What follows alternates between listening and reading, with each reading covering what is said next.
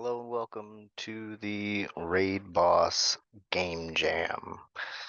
In this project, we had to create a game, and the theme was ancient ruins. Um, in this game, I tried to incorporate a lot of what I learned throughout the semester from the junior programmer 1 and 2. There was, a lot to learn about creating the 3D objects and giving the materials and using assets and kind of the building blocks of any kind of game, really.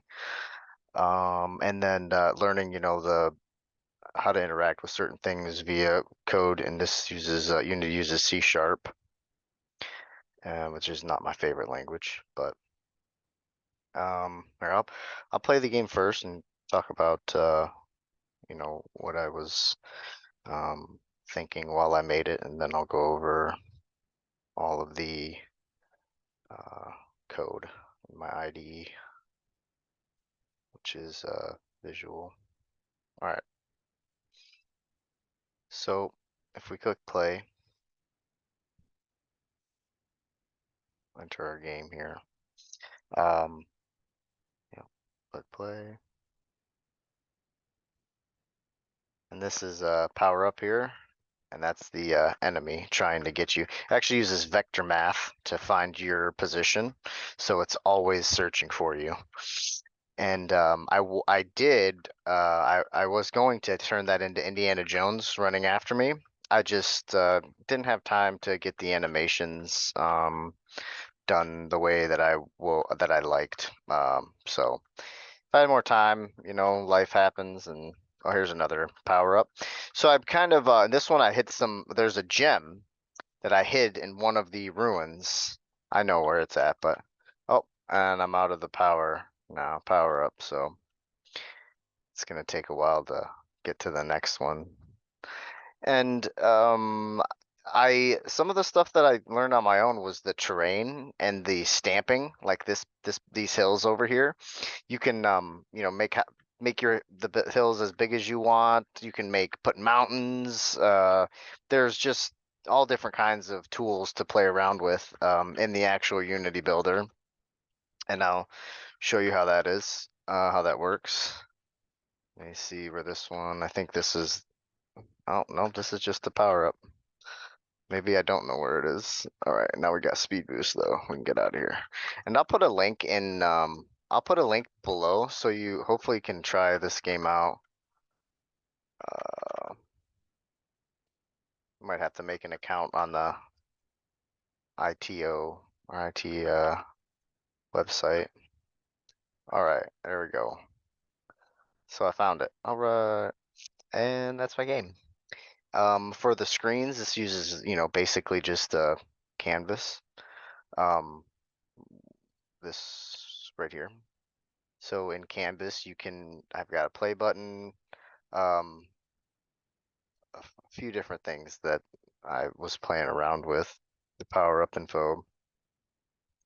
That's just for the hint to tell you, to use your left shift whenever you have the power up. So this is just the scene main menu scene. If we go to level 1, this is where it happens, and this is just my uh, game view down here. And so I put in more terrain. I had to delete a lot of parts of my project in order for it to fit uh, on the website. And let's see. So I've got power up. This is the one that you start off with.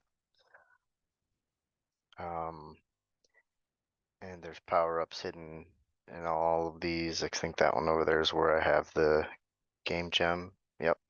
So that's where you win on this level. Um, and level 1 anyway. These have power ups. There's only one enemy. They don't make it too difficult.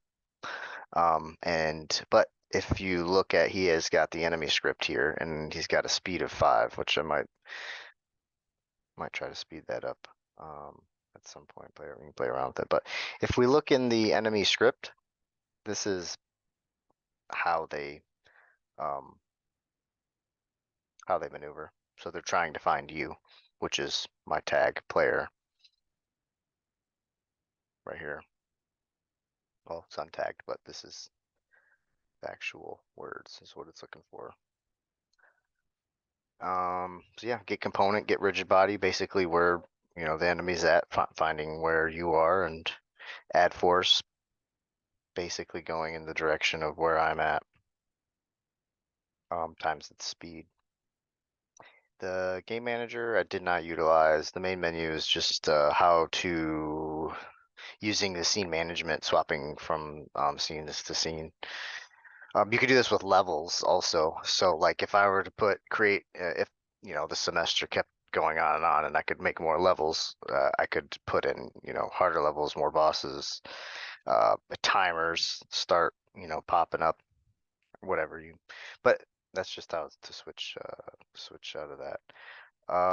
The rotate camera. So this basically is a focal point that you set on your character, and you have the camera pin on them. And so wherever I move, that's how it follows me around. And it moves this camera right here. Some of the vegetation, you can't really see a whole lot of it, but it's scattered around. It's the desert, so it's not supposed to have a whole lot. The power-ups, this is the wind gem. And in the code, I have some conditions upon collision. Some I play around with. I haven't cleaned up the code, obviously. It's a mess. But so here's the game object. You can compare the game objects. If it's got the key tag power up, then we're going to set our power up true, our turbo available true.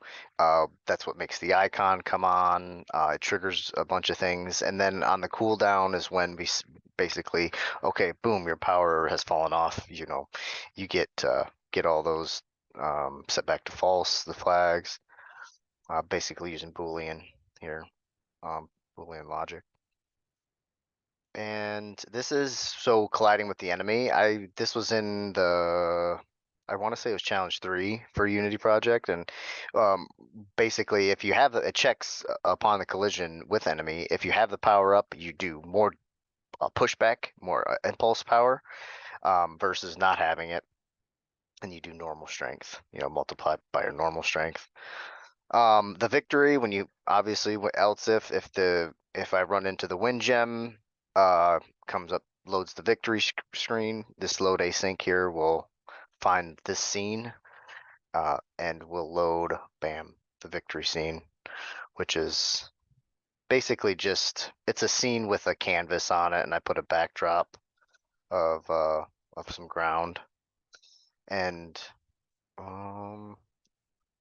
that's my project. I might be forgetting a few things, but I'm going to try to put a link to the website that it's loaded up on for the game jam to see if you can play it. Hopefully it works. Might have to make an account. But anyways, that's all for this video. See you next time.